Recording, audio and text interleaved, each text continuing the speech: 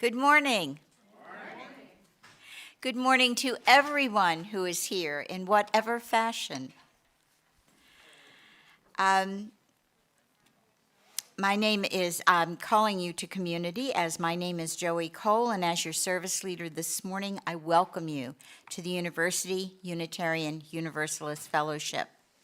Please take this opportunity to silence your electronic devices, please. Thank you. And we will take a few moments for committee moments. Anyone who has business of the church that they would like to relate. And I see Carrie coming up, hopefully for RE. Hi, Carrie Mitchell, RE Committee Chair.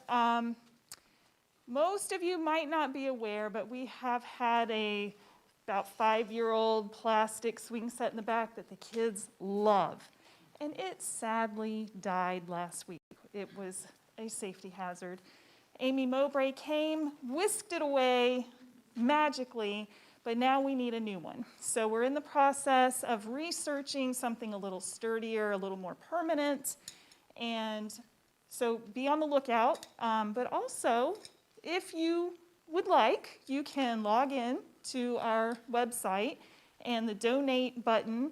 If you want to pitch in a couple bucks for the new swing set, you can just do that there.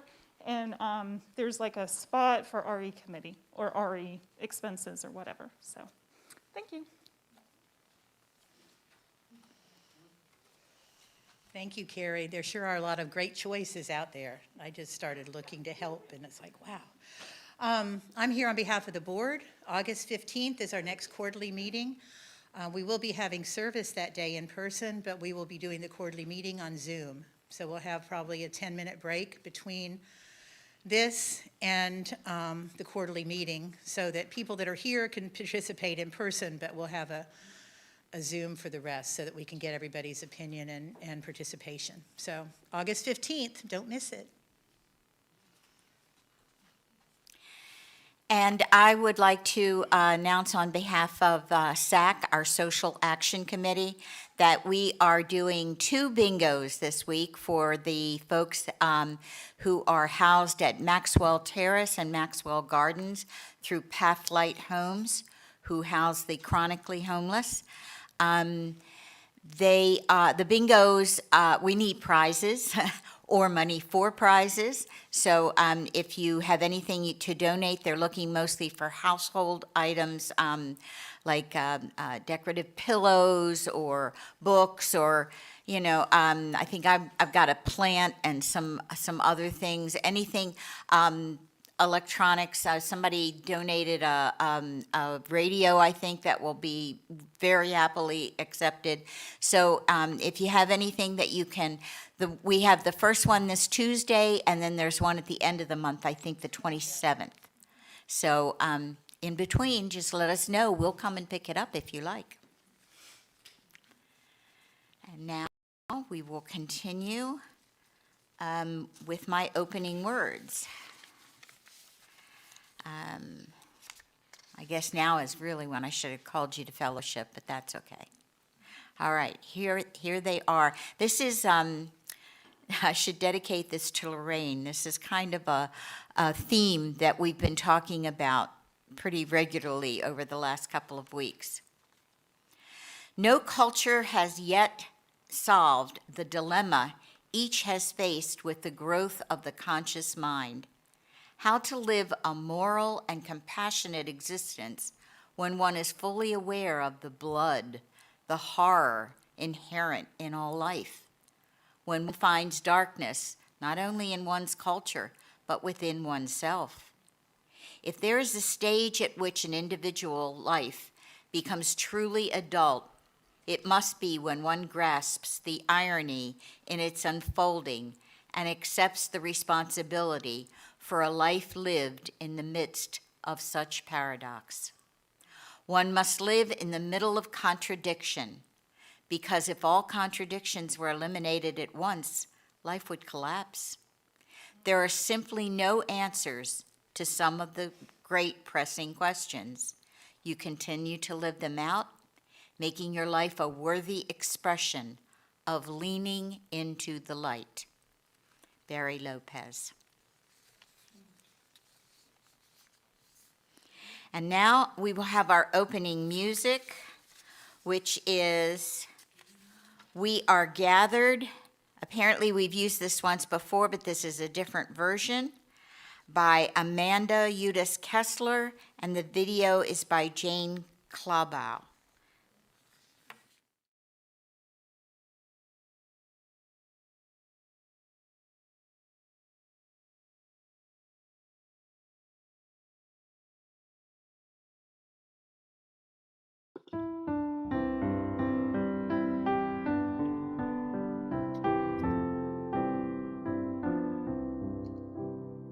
We are gathered in the Spirit, our bodies are apart, filled with joy and touched with wonder, separate hands but mingled hearts, giving thanks and singing praises for the love that calls us on from our many different places.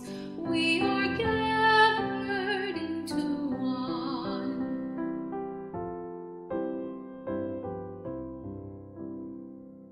We are gathered in our sorrow. We are gathered in our fear, in our pain and in our worry, in our anger and our tears, as we tend to one another with our gifts and with our care.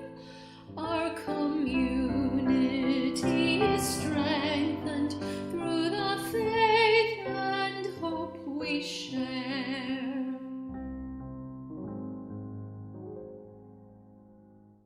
We are gathered in commitment to a planet that is whole. Works of justice, acts of kindness, bless the world and heal our souls. As our voices join together, may our song of peace resound. May we offer in abundance all the grace that we have found.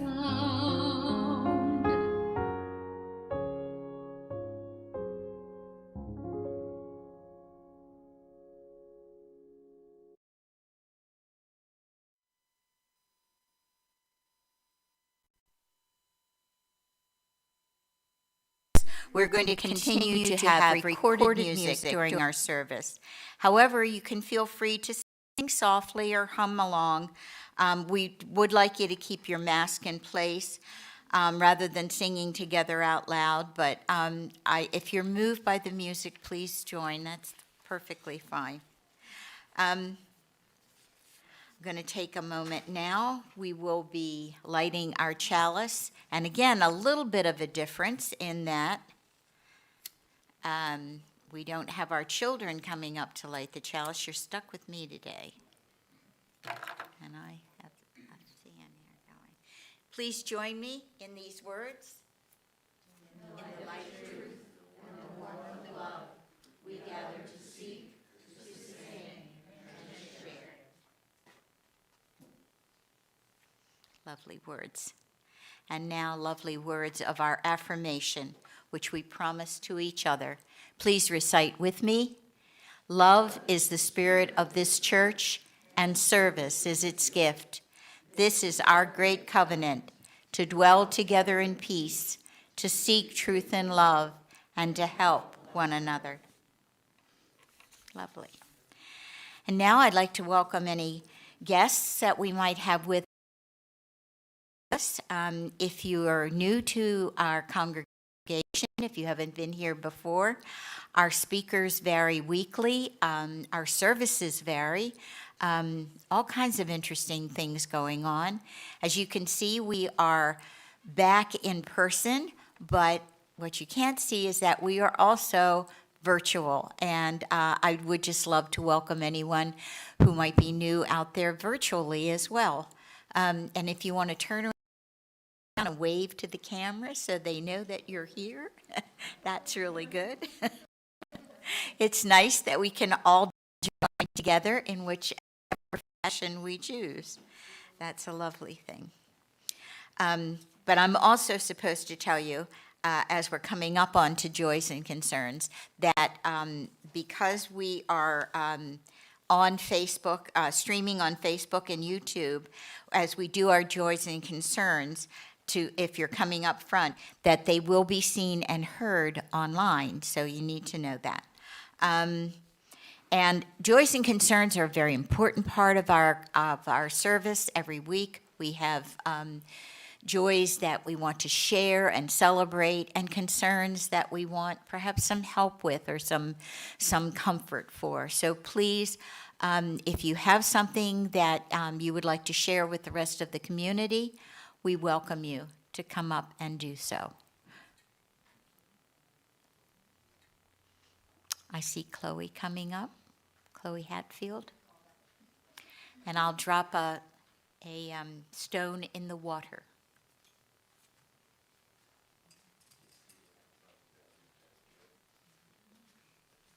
So I have a joy. I am a quarter of a century old. That's a stone in the water right there, a milestone. So I turned 25 on July 29th, and the reason why I was not here last Sunday is because I was in Tampa at Hard Rock having a grand old time, and I was up. So that was a great birthday present for me, and to have my family there too, because my brother is actually a professional poker player, and my mother loves to play poker, and she was up 2,000. So we had a lot of fun over last weekend. So that is my joy, that I got to spend time at Hard Rock with my family and had a grand old birthday.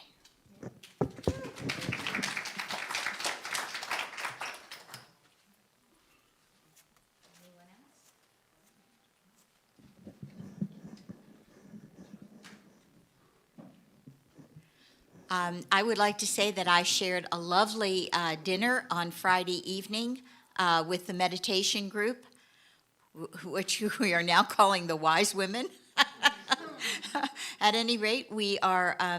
It was a lovely time to get together with people from the community. They really enjoyed it.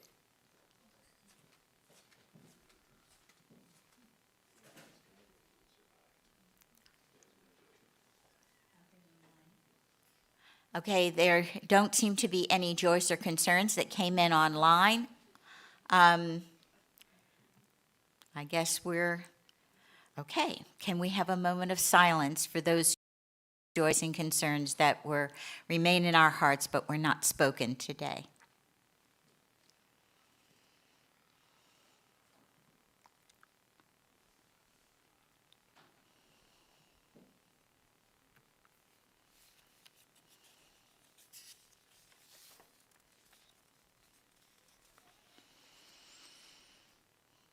Okay, all right.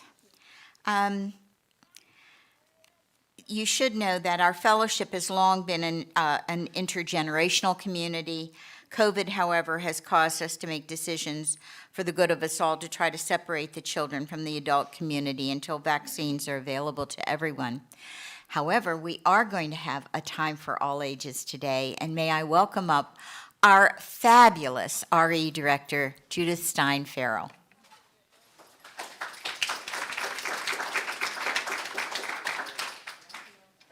Podium, is that okay? Yeah. Good morning, everybody. Good morning. And I'm going to remove my mask so y'all can hear me all right. This morning is a special time for all ages. I have a question for y'all. When you go to school, what do you carry with you? A backpack. What is it? What might be in a backpack? Yeah, so notebooks, books. Oh, look, Lindsay Stroh's new book. Okay. Cell phones. Lunch, snacks, water bottles. This year you need to pack water bottles because kids aren't using water fountains. Got it? Just so you know. All right. These are the things that are carried day to day into our classrooms, whether we are actually in the schoolroom or studying at home. We need stuff, and we have to put it somewhere. There is something else our children who are all behind me need, and our teachers need, and our school administrators need. What do you think that is? Masks. By the way, there are masks in there too, right? Yep. Support and love. Understanding, patience. What else? More money.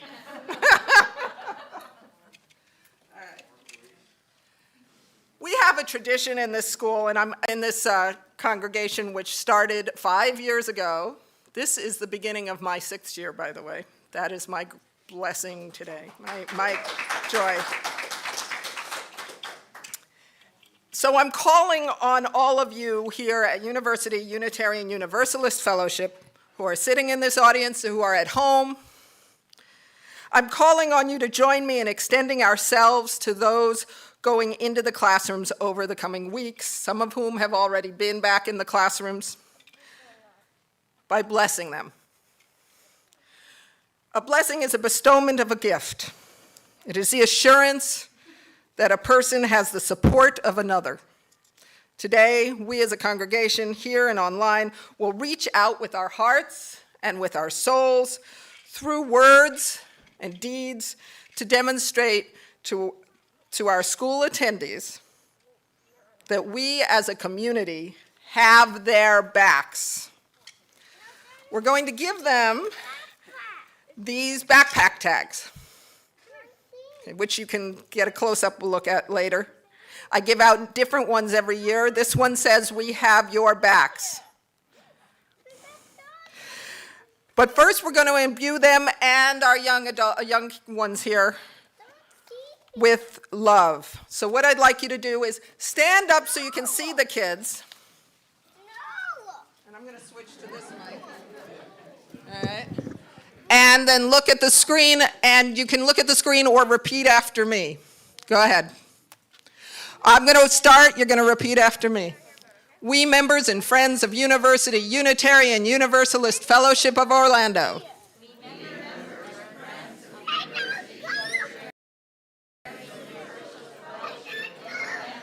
bless you, students, teachers, and administrators.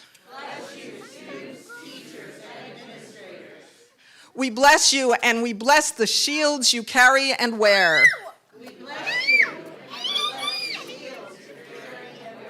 Your book bags, backpacks, computers. And your masks. We bless the vehicles that transport you and your lessons.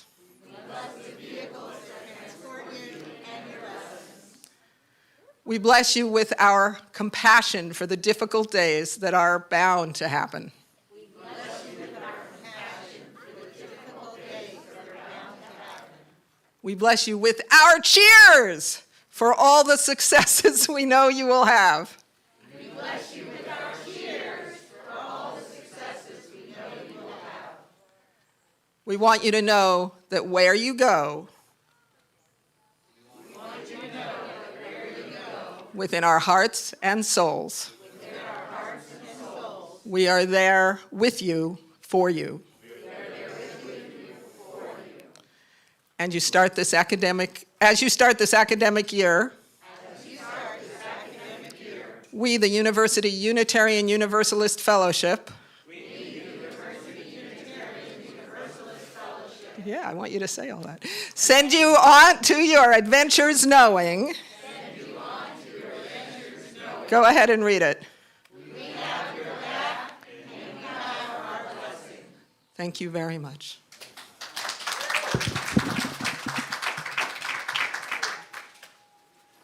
Guys, wave, thank them. Now we will hand them out. Where's my mask? Thank you. Wait, Yeah. you don't get to go yet. Oh.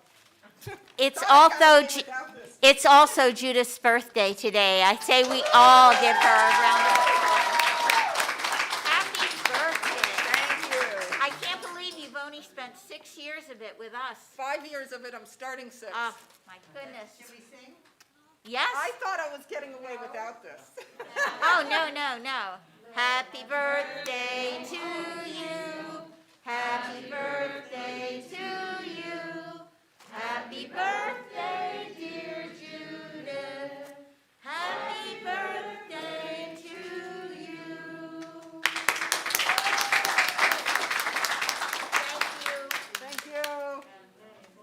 All right, everybody, we'll go inside and hand these out inside. How's that? Okay. Okay, let us go. Yeah. Thank you, Carrie. Thank you. Thank you. Got away.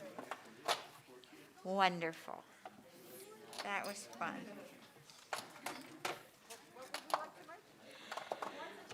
It's one of my favorites. I love Blessing of the Backpacks because I keep remembering I don't have to go back this year. Don't I? Us retired teachers are funny. Okay. It is now time for our interlude and offering. We are a generous congregation, and a portion of our offering today, our Share the Plate, will benefit Pathlight Homes, which we've been talking about for a while now. Our emphasis with the Social Action Committee this year has been on home insecurity, shelter insecurity, that sort of thing, and also food insecurity. So we are continuing to help in that area. We will be listening to the Sonata number 2 in F major, Allegro by Beethoven, performed by, I can't read it, Joel Cummings. Okay, so you have beautiful music to listen to, and the donation basket will not be passed, but it is up front if you wish to put something in there. And those of you that are online, you can also donate in that fashion as well by going to our website.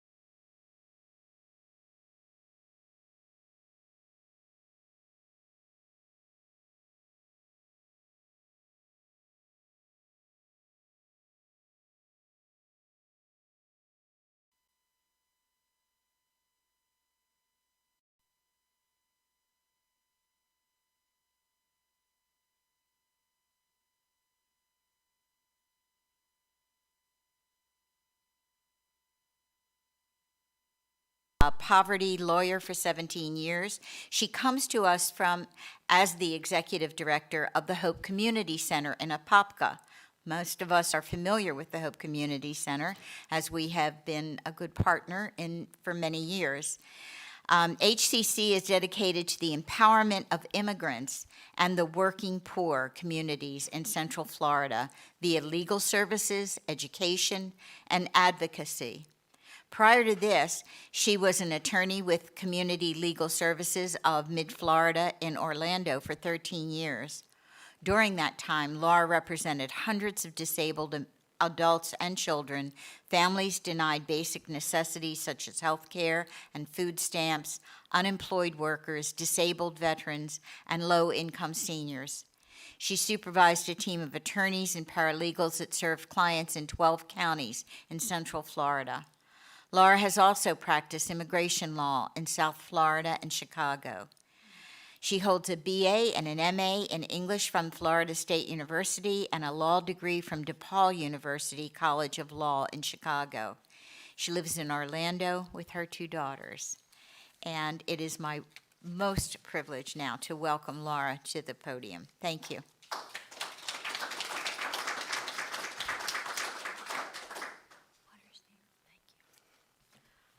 The best part about speaking is taking this off.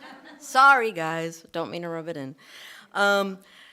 So thank you so much for having me. My name is Laura, and my time with Hope began approximately 10 weeks before we had to shut everything down for COVID. So it's been an experience for sure. So I have a disclaimer. I'm not going to completely talk about policy. I will talk about DACA, because that's one of the things that we do a lot of at HCC. We prioritize DACA, and we'll talk about what that is and what the status is, because there has been some news. But really, I wanted to, this last year, your congregation, our organization, the world has been dealing with this pandemic, and I thought that it would be good to talk about the inequities that the pandemic has exacerbated and not created so much as exacerbated and kind of shed light on, particularly for immigrants and Latinx people in the United States. So we'll talk about that. Hope Community Center, many of you are familiar with it. We're about to turn 50 years old. It was started by 3 radical nuns, very radical. 2 of them are still with us, Sister Ann Kendrick and Sister Gail Grimes. The third one, Sister Kathy Gorman, passed away about 10 years ago.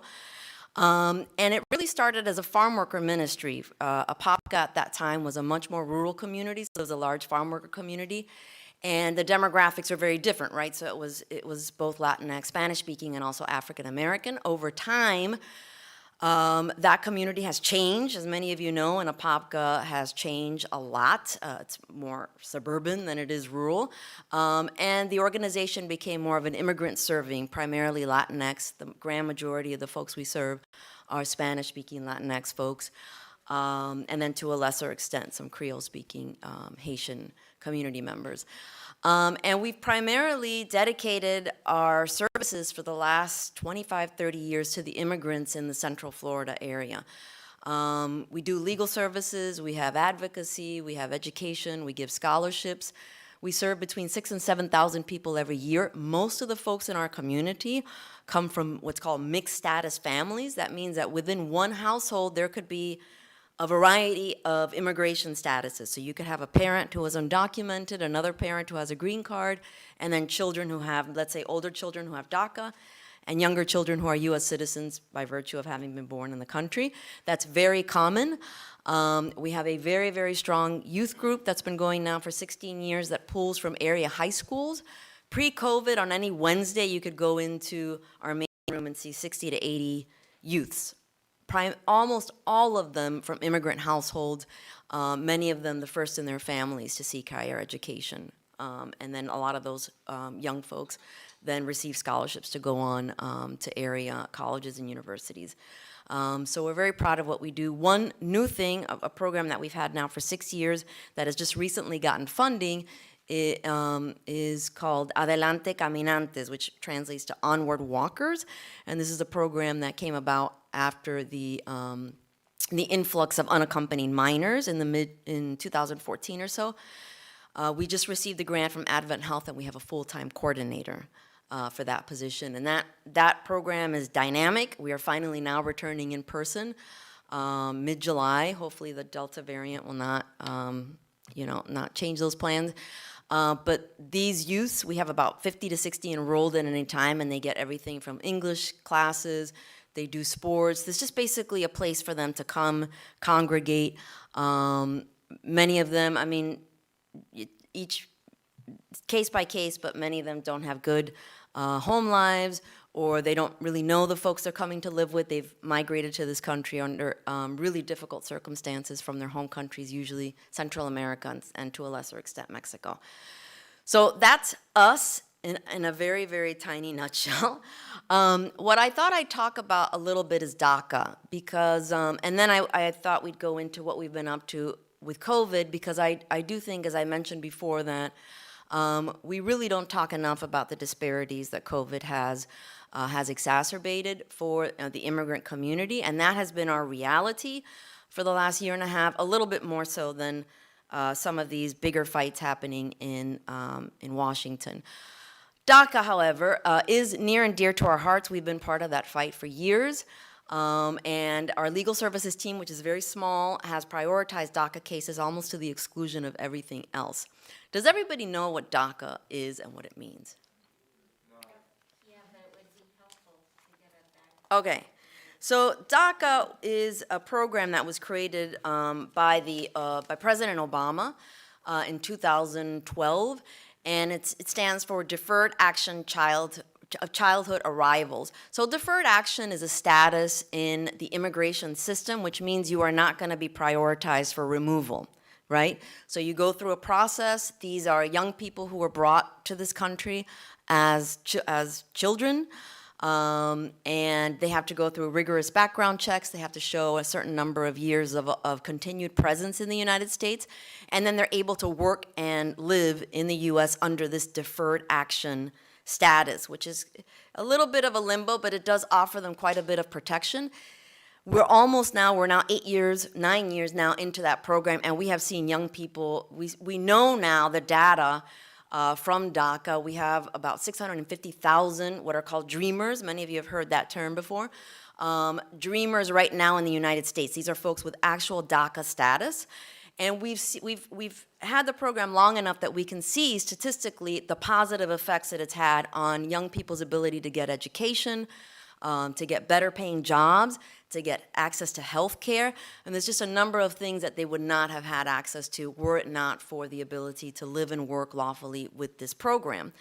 Now, this was, Obama resorted to this because of a lack of, which I know this is going to surprise you, but Congress doesn't really get a whole lot done on big issues like immigration reform. I know.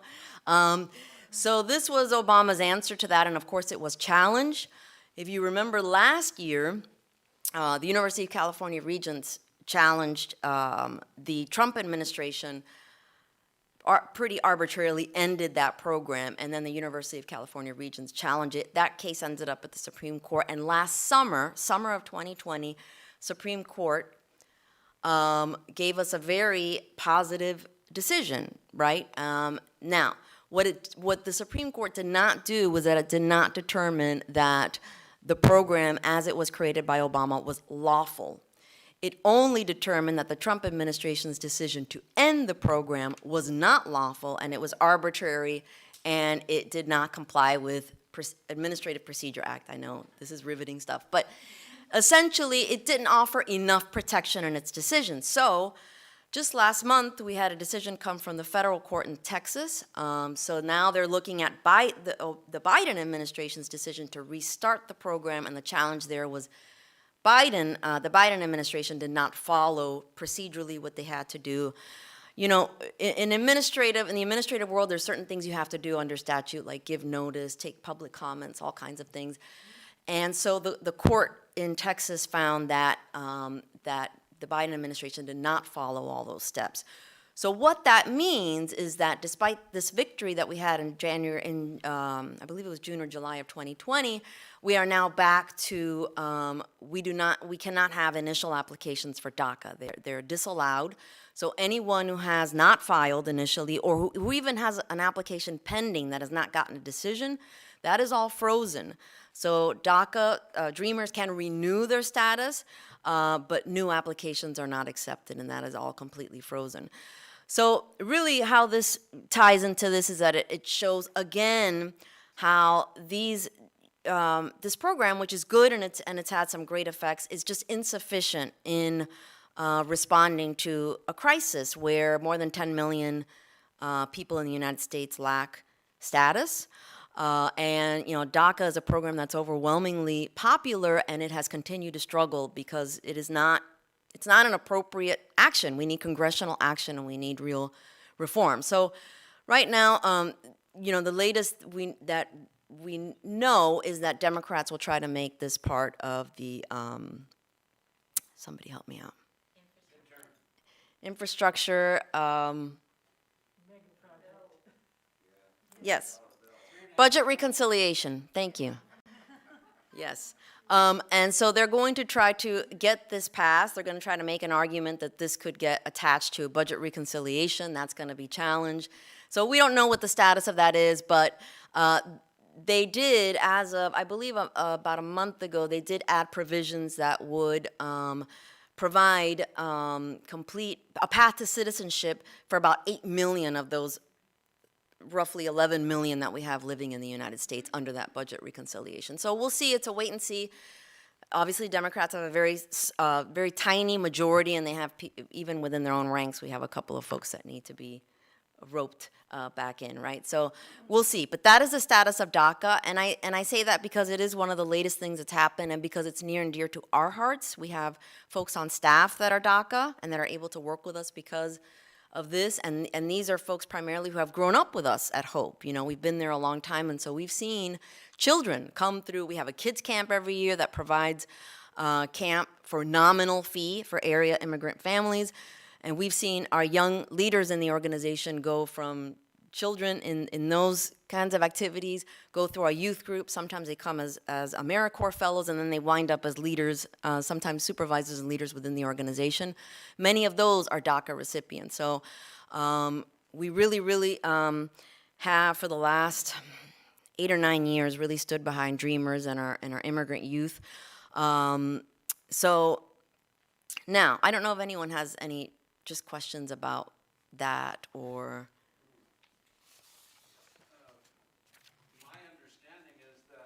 Let me get the mic for you.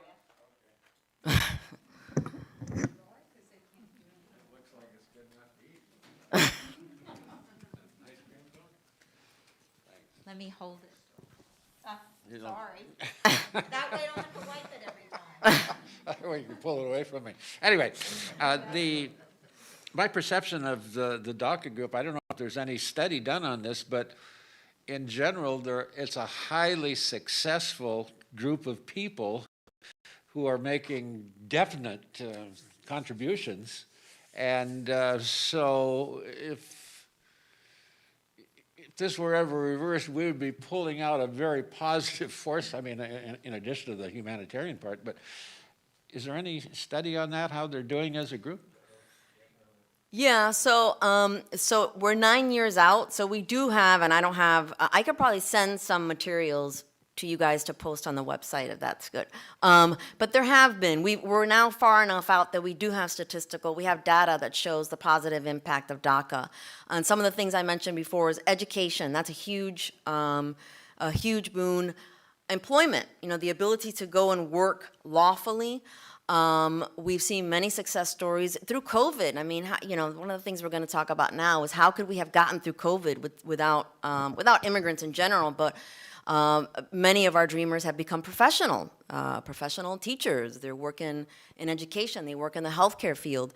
So yes, it's a very successful and a very popular program. But this is bipartisan. This is yes, and they go through a very rigorous background check. This is not just like it's an entire process. and it takes a long time, and so it's not, it is a very popular program. It's had great impact. I think what it sheds a light on is that it's not enough, right? We need comprehensive reform, and that's the problem. We really need comprehensive reform. But I think there's going to be some issues because we have such an influx at the border, and that's creating some tensions, But so what I thought we'd talk a little bit about, and I know it's not what was advertised, but I really think it's important, is COVID. I mean, this has been obviously the reality for everybody worldwide. For the people that we work with, I think it has really, we always say it, and hope we always reiterate the fact that it didn't create a lot of the problems that we're going to talk about now, but it certainly exacerbated, and it was almost like it was pulling back the curtain on so many inequities in society. Healthcare inequities, certainly, food insecurity, big time.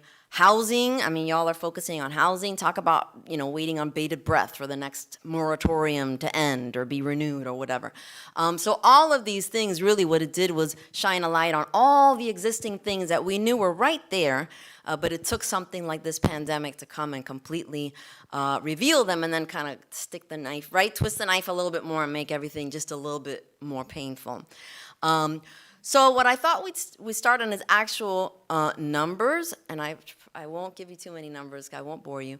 But I don't have numbers as far as undocumented statistics. Those are always difficult. But as far as Latinx folks, most of the folks we serve, as I said before, are Latinx Spanish speaking. If you look statistically, so in the United States, there's approximately 19% of the US population is of Latinx descent. COVID cases, Latinx folks account for 28%. That's US-wide. If you look at the four states with the four states with the largest Latinx population, so you look at Illinois. Illinois has an 18% Latino population. 30% of their cases are Latinx. In Florida, here, roughly 26% of our population is Latinx. They account for 42% of the cases, and you'll see these numbers get worse and worse as in Texas, shocker, I know, Texas doesn't have great numbers on COVID. 40% of the population, 51% of the cases in Texas. And then California, actually, the worst, 39.3% of the population is Latinx. 56.2% of those cases are, of COVID cases are of the Latinx. So you see the disproportion to the population and COVID cases, and certainly if we looked at people getting very sick and dying, if we had those statistics, I would imagine that we're going to see the same thing. A little less than 20% of Latinx folks in the United States are undocumented. So you can imagine that a lot of the things we'll talk about as to why do we see these inequities, and maybe I'll just ask you all why you think we see inequities for COVID cases for Latinx folks. You can shout them out too if you. Because you have to show your ID to get a vaccine. Okay, so vaccines, yeah. So if we're doing timeline of COVID and then over here to vaccine, yes. Access to the vaccine is a major issue. They had to continue working, like there was no stay-at-home possibility. Right. So we know essential workers, right? Who are the folks going out, working as migrant farm workers, stocking the shelves, working in the grocery stores? Many of us had the luxury and the privilege of sitting at home and as much as we complained, right? But that was a privilege. These folks did not have that luxury. Yes, sir, in the back here. I was an essential worker. I know. I was. Talk about stress. Yeah, And there's people that just didn't care. It just kept coming. I hear you. Yeah. Multi-generational homes, a lot of people living in one space. Yes, so housing, right? Being able to live in safe and affordable housing. Who knew that would have an issue on actual health? But yes. Lack of access to proper health care. Yes, so lack of access to health care. If we look at the four states that, we could probably guess which of the, Illinois, California, Texas, Florida, who has the best policies on health care? Despite actually California have very high numbers, but California and Illinois have the most immigrant-friendly health care systems. And of course, we know Texas, Florida, not so much, right? So we haven't even expanded Medicaid in those states. In Texas, we have about 1 million uninsured children alone, right, in Texas. So not great states to be sick and poor, particularly during a pandemic. Was someone else gonna? Is there vaccine skepticism?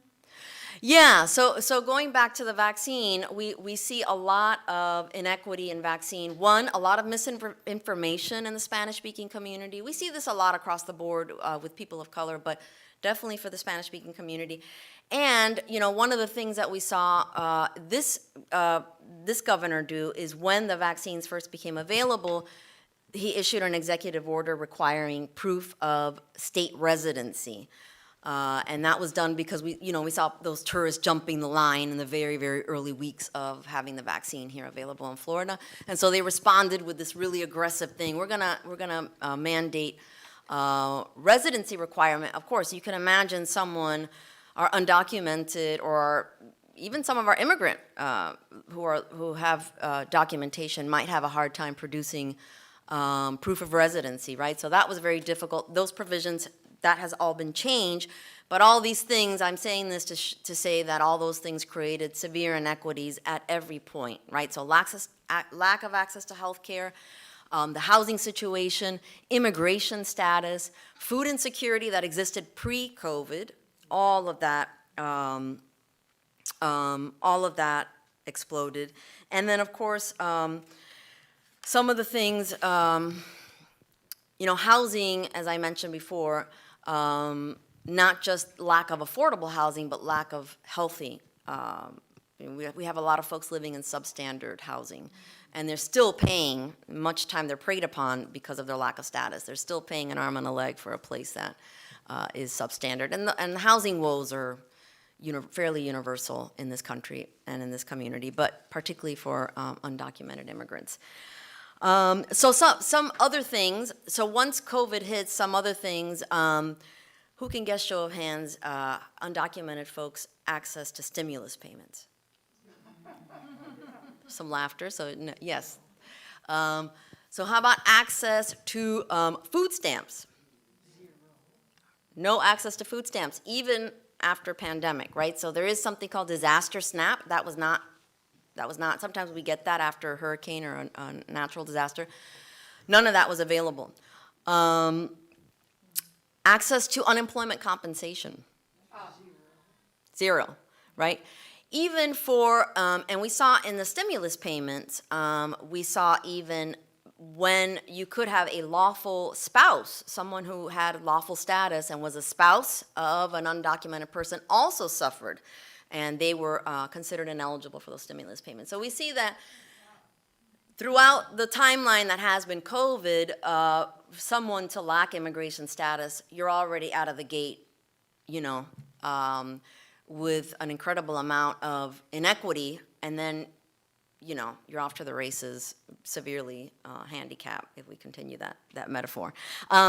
So one of the things that we did initially right after COVID is we actually did a lot of surveys. We surveyed the community, to try to find out exactly what was going on. And that changed, obviously, initially with COVID. There was a lot of fear, and then as time went on, we saw a lot of things change. We saw more people get sick in the community, and people losing their jobs. Some people went full circle, maybe went back to work, so then maybe they're, so we've seen a lot of that fluctuate. One of the things that we have never been a food provider. That's not something we do. We have a pantry for emergency assistance. If someone comes, they're having a hard time, we get those provisions through our local churches. But post-COVID, and I was really proud of how quickly that we were able to mobilize. We were all sent home mid-March, and by April, we had a once-a-week food distribution, and that was primarily through our partnership with Second Harvest, who has always been a great partner to us in a lot of our programs. That grew in September of 2020. We made that 2 days. We have 2 buildings in Apopka. We have one on Park Avenue. How many folks have actually been to Hope? No? Okay. So we've got one building on Park Avenue. That's our older building. And then about 5 years ago, we have another building in South Apopka, which is just about 3 miles down the road. And so now we have food distribution 2 days a week. And So that was something that completely, as of April of 2021, we had distributed roughly 16,000 meals through this. And again, we are not folks, this is all kudos to our staff that was able to quickly put together that, coordinate with Second Harvest, coordinate with the community, and then get this stuff out every week. And unfortunately, the need is still there. Again, we've seen some fluctuation, but the need is still there. One other thing we did because of all these various moratoriums that have come and gone is we started Know Your Rights. We teamed up with Legal Aid Society, and we had an attorney come and do a Facebook Live with our community when one of the moratoriums was about to lapse. Luckily, that was renewed, but just trying to get the word out. We stuffed all our boxes, our Second Harvest boxes, with brochures, directing folks to call legal aid. Now we are facing, the moratorium has lapsed. Now finally the CDC moratorium has lapsed, and then the Biden administration has tried to address that. So that's something we are not a housing organization. That's not something we've ever done, but we tried to address all of these needs as we saw them as best we could. And then another thing that I say we are very proud of is our education. We have a team that does academic support, and many of our parents were completely unable to deal with distance learning. I don't know how many of you have school-age children, but in 2020, they just didn't go back after spring break, right? So it was suddenly they were at home, and they had tablets, laptops, but really the parents, it was up to the parents and whoever was home to deal with this, right? So many of our families themselves had limited education. Maybe they didn't speak the language. They were completely, they didn't know how to contact the school. Like, why doesn't my child have a tablet? Or where can, they didn't have Wi-Fi. Again, all these things that we kind of take for granted kind of came flying in the face of so many of our families. And so we have a very tiny academic support team, 2 or 3 people. They kind of just started being the intermediary between the schools and the families, making sure that kids had what they needed, having FaceTime with families to make sure that they were getting things done.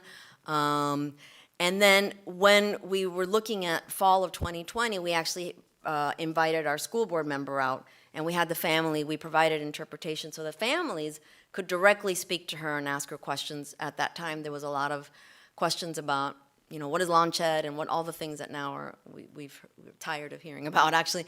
But back then, our parents had no idea what any of these things were.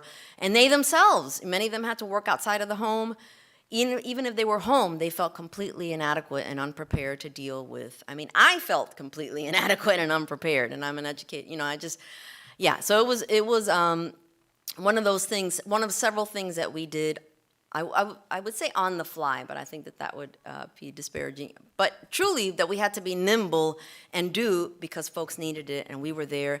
And a lot of folks trust us. We've been around for a very long time. We work in the best interests of our community, and so I think people really did trust us. And so a couple of other things I just wanted to mention is we have now, housing has become a major thing. We have received funds from Orange County to have a full-time person, a coordinator there, helping families apply for rental assistance. When they're back, they can get up to $20,000, and I could just tell you, anyone in Orange County would qualify, so I would urge you, if you know anyone who's behind, these are renters only. This is not for homeowners, right? So this is not assistance with mortgage debt or foreclosure, but if you know renters in Orange County that have fallen behind, we do have a grant. We have someone full-time who can help them see if they're eligible and help them apply. And that's, again, all new things that we've just kind of tried to embrace. Last year, we were fortunate enough to get a fairly modest grant, but still very helpful, from Hispanic Federation. And all we did was that would get people out of rental debt, so that they could keep living in their homes. So we're really committed to doing whatever it takes to helping with these really, and even if in a year from now we're not doing any of these things, but we felt it was important to do them now because of, and it's not over, right? We just reopened.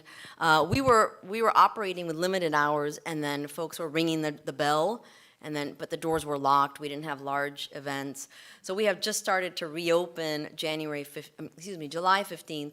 But of course now with this Delta, I know. Same thing. Yeah, I know. You think you kind of, and then, right. So that's where we're at. Any questions about Hope, about our programs, about anything that we do?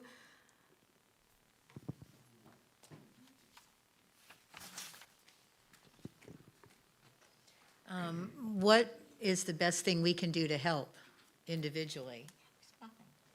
Huh? That was my question. Oh, okay. Oh, good. We She's shared that asking for both question. of you. So what is the best thing to do? I mean, honestly, donate. If you go to our website, if you can donate, obviously your generosity goes a long way. It helps us do so much. And the other thing, obviously, is to volunteer. If you can't donate monetarily, we have some wonderful volunteers who donate their expertise, their skills, their time, and we're able to do a lot of things because of that, the generosity of our volunteers. So those are the two biggest things. If you can't donate monetarily, you can donate your time. Even virtually, we have things for folks to do. If you're not comfortable, I understand, the situation is changing. So yeah, those are the two biggest things that we always can use. We're a nonprofit, so money and time, and your time. Oh, here comes the ice cream cone. You might just park over here. That again. So give us an idea of what a in-person volunteer might do. It depends on your skills. So one thing we need tutors. We have two big programs that use primarily retired teachers or folks that could teach civics or language. We have a very popular citizenship program that has seen hundreds of folks for the last 6 years become citizens. We always could use instructors in that program, both to teach civics and English. So we have ESOL classes. And then we have regular ESOL classes, and then our caminantes, and that's the group that I told you about before, which is for unaccompanied minors. So again, language. If you work for some place that has, some of you may work for your own nonprofits, or you have your own information that maybe you want to share with we're always looking for partners in the community to come share information. I just thought of something and it escapes me. But those would be the major things, is instruction, and that could be done virtually or in person. Our food distribution, we've got that pretty much covered. We've gotten a lot of great volunteers locally there from Apopka. But there could be more. I mean, there's probably a lot more I'm not thinking about. A follow-up, if you were doing some instruction, do you need to speak Spanish? Generally, yes. It's good to be bilingual. Yes. Generally, bilingual, always much more helpful. I mean, we could interpret, maybe, here and there. But yes, unfortunately, like I said, the overwhelming majority of the people we serve are Spanish speaking. Yeah. Mm-hmm. And also research while the microphone is making its way. Folks who are interested in doing research, we have a very small, every team we have is small but mighty, but we have a small legal services program. We have folks who are maybe, who knows, if you were in the legal profession, or if you like, they always need research for cases, helping put together paperwork, that kind of thing. So there's a lot of things that folks can do. Do you have a team that works on immigration policy? Like you need us to write letters or help? I know it's a big, broad. Yeah, we don't have a team that works on immigration policy. We are a member of an organization called FLIC, it's Florida Immigration Coalition, and they are statewide, and there's a host of organizations that are members. So we really rely on them. We have a member of our staff who's on their board. We participate in all their programs. We have strategy calls, Central Florida strategy calls, on a weekly basis that talks about how are we going to talk to our elected officials, how are we going to move this policy along. We ourselves are not staffed with folks because we're pretty small. We do have an advocacy program, and we're actually looking for a director for advocacy and community organizing. But those issues are primarily local in nature. So we want someone who's going to be able to go into the communities we serve and do more grassroots work. And then to also look at some of the civics and some of the races happening here locally. So yes and no, we work on it, but not with our actual staff. We're just members of a very, very great statewide coalition, essentially, yeah. This is going to be the last question. Okay. Laura, I went out to Hope in the intention of teaching ESL because I am a certified instructor. It was just too far for me, but I was so impressed with the organization and what they had to offer. I've got a whole lot of ESL books. Are you all in need of any instruction books? Maybe, I could certainly ask my colleague who handles that, and Okay. that would be great, yes, thank you. Because I could donate those. I've Okay. got lots of different levels. Thank you so much, yeah. I think that was our last question. Unfortunately, that has to be our last question. We need to. So thank you so much. I can send Martha maybe some information and she can post it, some of that data that is out there, and anything else you want, and as well as our link. And you could check out our programs, how to donate, how to volunteer your time, and how to find out more about what we're doing. So thank you so much.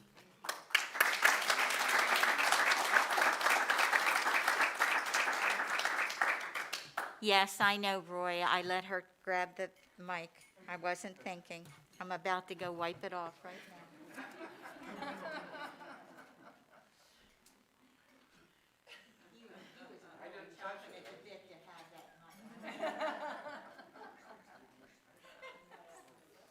Oh, my.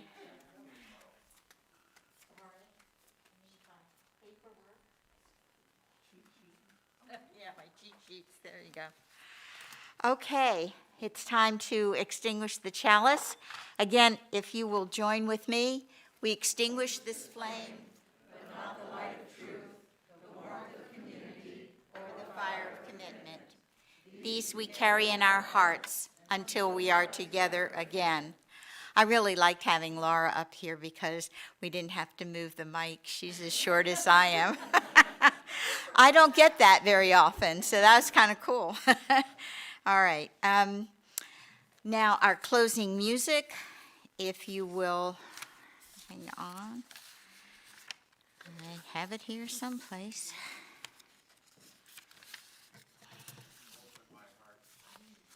Thank you. I'm looking for the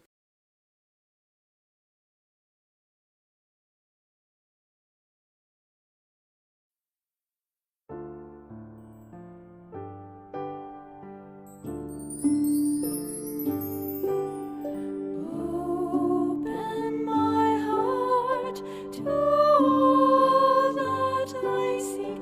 Let me be part of the love you give. Open my heart to all that I seek. Let me be part I seek. Let me be part of the love. Open my heart to all that I seek. Let me be part I seek. Let me be part of the love. Open my heart to all that I seek. Let me be part I seek. Let me be part of the love you give.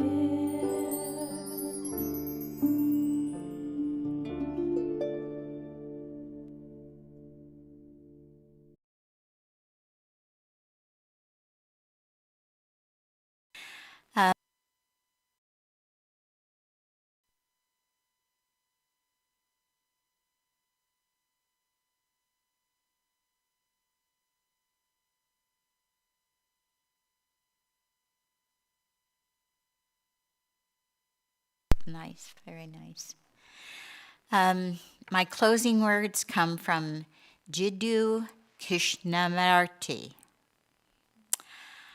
We eventually learn that spirituality is not about leaving life's problems behind, but about continually confronting them with honesty and courage.